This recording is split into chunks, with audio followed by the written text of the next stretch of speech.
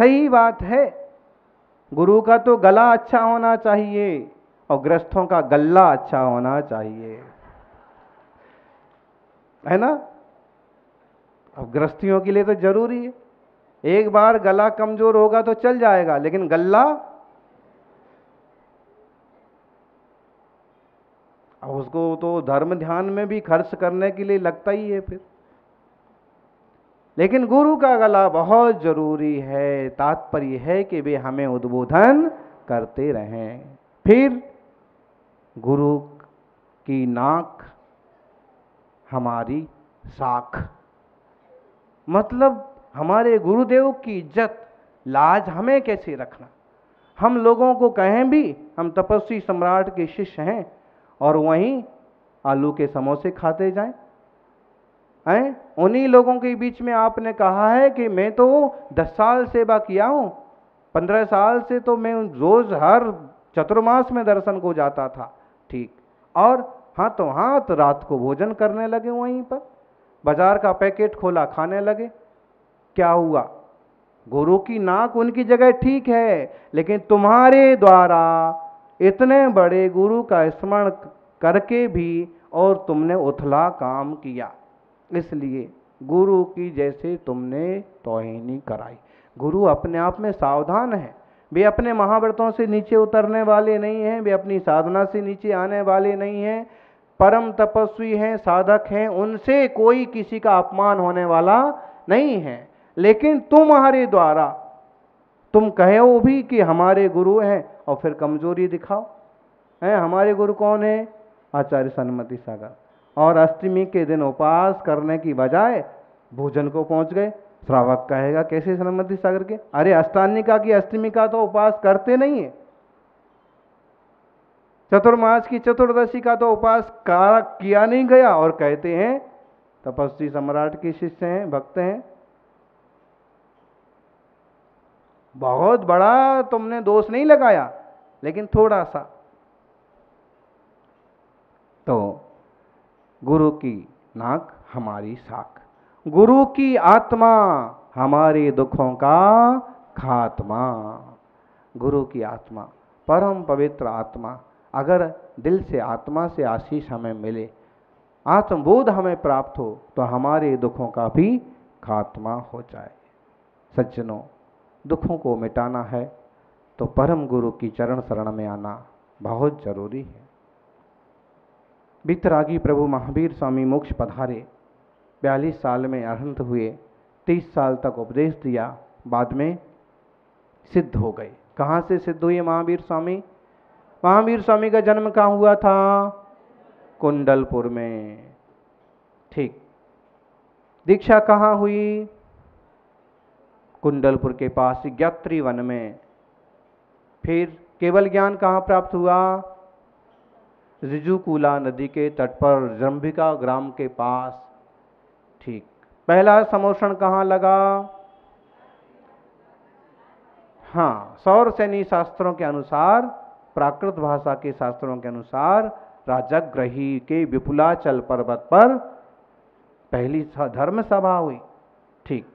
फिर मोक्ष कहाँ से हुआ? शिखर जी से। शिखर जी से क्यों नहीं हुआ? क्योंकि इस काल की ऐसी ही कोई योग्यता रही कि 20 तीर्थंकर भगवान शिखर जी से मोक्ष गए, जबकि महावीर स्वामी पाभापुर से, आदिनाथ स्वामी कैलाश पर्वत से, वासुपूज्यनाथ स्वामी चंपापुर से, और ये गुजरात की लाज रख ली किसने? नेमिनाथ भगवान ने। गुजरात से, गिरनार से नेमिनाथ भगवान मोक्ष पधारे। तो महावीर स्वामी जब तक मोक्ष नहीं पधारे, सिद्ध नहीं हुए, तब तक लगातार 24 घंटे में 4 बार दिव्य ध्वनि, 3-3 घंटे की कीर्ति थी। पूरा देश परिभ्रमण किया। वर्धमान चर्यू उठा के देखो, कबू वर्धमान चरित्र पढ़ो, महावीर पुराण पढ़ो, तो सब देशों के नाम आते हैं। सौराष्ट्र, सोरठ देश, चंपापुर में भी कितने बार समोषण आया, राजगृह में भी कितने बार। उस समय 52 जनपदों की व्यवस्था थी और प्रायः करके अम्भीर, कौशल, अफगानिस्तान, ईरान, इराक, नेपाल, सब तरफ भू जहाँ तक जमीन फैली है वहाँ तक भगवान के समोषण के श्री विहार हुए और सब तरफ जैन धर्म का उपदेश हुआ। और इसीलिए आज भी विदेशों में पुरातत्व के रूप में जैन प्रतीक मिलते हैं, जिन महावीर स्वामी की स्तुति देवता लोग भी करते हैं और जो आज सिद्ध लोक में विराजित हैं, सदा सदालक के लिए परम पवित्र हो गए, वे भगवान हमारे हृदय में बसें और हमारी आत्मा को भी पवित्र करें।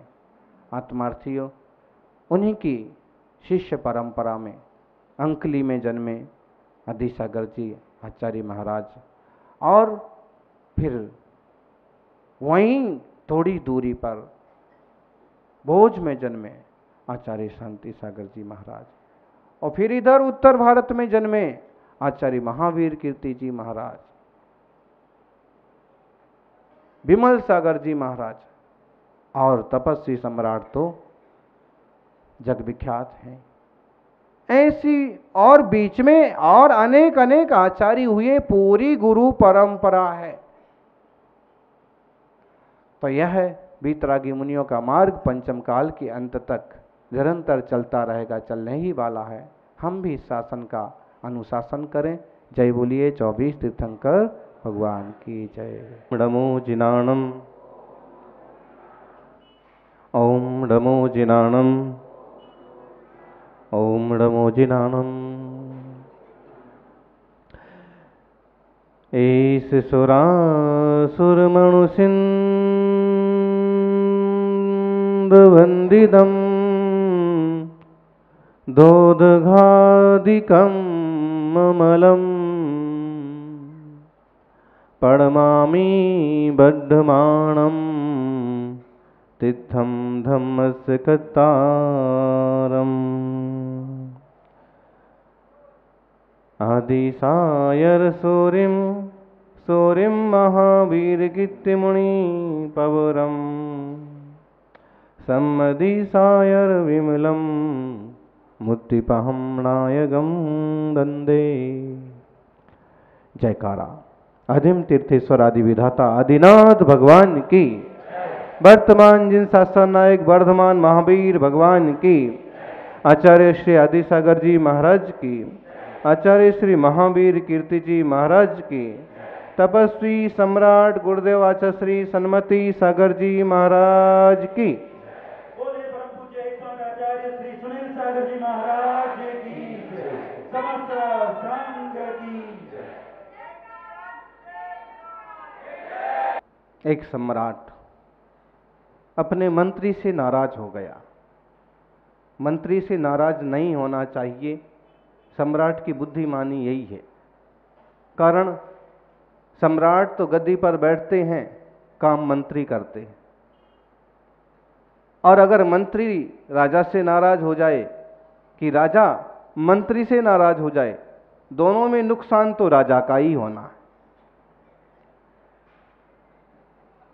मंत्री का नुकसान ज्यादा से ज्यादा इतना होता है कि उसको पगार नहीं मिलेगी, वेतन नहीं मिलेगा, मान नहीं मिलेगा। कोई बात नहीं, पहले ही बहुत मिल गया। तो किसी कारण से राजा नाराज हो गए मंत्री से और उन्होंने कहा कि मंत्री को भी सजा दी जाएगी। मंत्री ने कहा कि स्वीकार है, तेरे फूलों से भी प्यार, तेरे कांटों से भी प्यार। मिठाई भी आप देते हो और खटाई भी आप देते हो। जब मिठाई खाते वक्त मैंने मुंह नहीं बनाया तो कड़वा खाते वक्त मुंह बनाने की क्या जरूरत है। प्रेम भी मिलता है गुरु से, माता पिता से, और कभी फटकार भी मिलती है, उनसे ही मिलती है। कोई पड़ोसी थोड़ी डांटने आएंगे, समझाने आएंगे। मंत्री ने कहा कि जो सजा दोगे मंजूर है। राजा ने कहा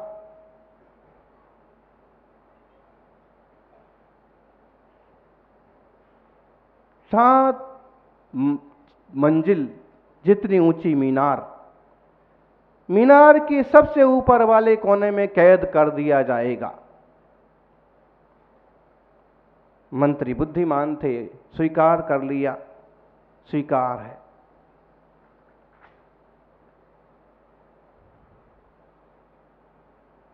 सातवीं मीनार पर कैद कर दिया, 50-60 फुट जैसी ऊंचाई पर कैद कर दिया। ऊपर तक जाने का कोई रास्ता नहीं, मुख्य द्वार बंद कर दिया।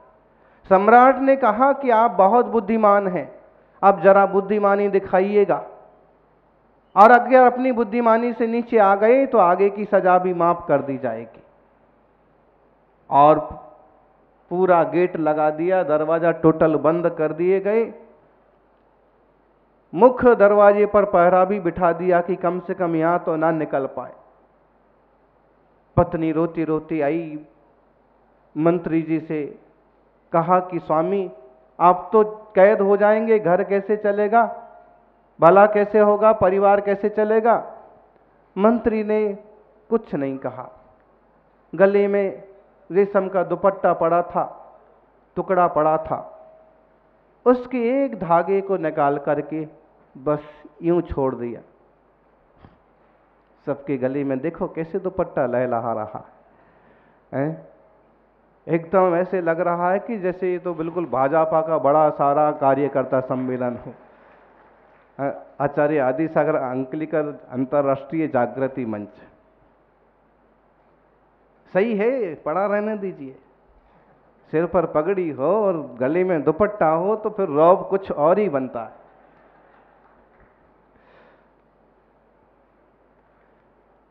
श्रीमती भी ज्ञानी की पत्नी भी हो तो ज्ञानी होती है। कई बार परिवार के संयोग भी बड़े अच्छे बनते हैं और कई बार बड़े विचित्र बनते हैं। कई बार ऐसा होता है कि श्रीमान जी तो बहुत सुंदर हैं और श्रीमती जी शूर्पणखा की छोटी बहन। कई बार ऐसा होता है श्रीमती जी बहुत सुंदर हैं, श्रीमान जी कुंभकर्ण के छोटे भाई। कई बार ऐसा होता है कि बड़े समझदार हैं, सभ्य हैं, ज्ञानी हैं, और औरत ऐसी मिल गई कि बात बात में ऐसे होता है। कोई सौभाग्यशाली परिवार होता है कि सारे सदस्य एक जैसी बुद्धि के और समझ के होते, और फिर बड़ी शालीनता से चलता है परिवार। ऊबड़ खाबड़ इकट्ठे हो जाएं, एक पहिया हो ट्रैक्टर का, एक हो साइकिल का, गाड़ी कैसे चलेगी? चलेगी? नहीं चलेगी। ऐसे ही परिवार हो कि समाज हो कि संघ हो कि मंच हो, बुद्धि और मेल मिलाप एक जैसा होता है तो बड़े आराम से, शालीनता से, चुपचाप भी काम चलता रहता है। आज की तिथि में भी अध्यक्ष नहीं है, लेकिन फिर भी उतनी आत्मीयता है कार्यों से, कार्यकर्ताओं से। अभी उनके हाथ में कोई पद नहीं है, फिर भी किसी भी ढंग से प्रभावना होती रहे, लोग मिलते रहें। उसने धीरे से विनम्रता से सिर झुकाया और चली गई। मंत्री जी ऊपर चढ़ गए, सीढ़ियां चढ़ चढ़ के पहुंच गए, सारे दरवाजे बंद कर दिए गए, और उसने जो समझा था और उसने वो किया।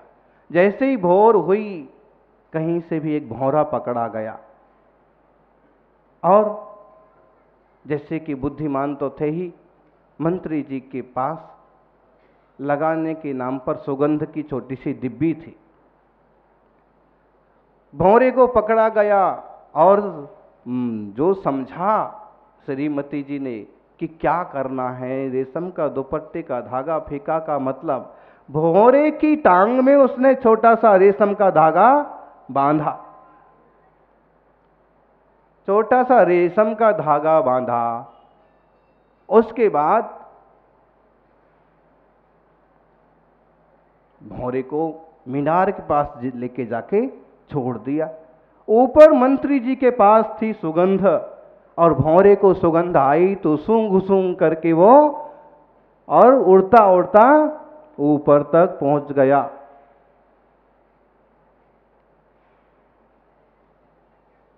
टोंक तक पहुंच गया और सुगंध के पास जैसे मड़राया कि जैसे बैठा कि पतला सा रेशम का धागा मंत्री जी ने पकड़ लिया। सुगंध एक तरफ रख दी कि भौरा सूंघता रहे और पतला सा रेशम का धागा पकड़ा। जैसे ही समझ में आया कि ऊपर धागा पकड़ा गया तो नीचे से सुई में डालने वाला धागा मंत्राणी ने जोड़ दिया। धीरे धीरे खींचा तो सुई वाला धागा, थोड़ा मोटा धागा हाथ में आ गया।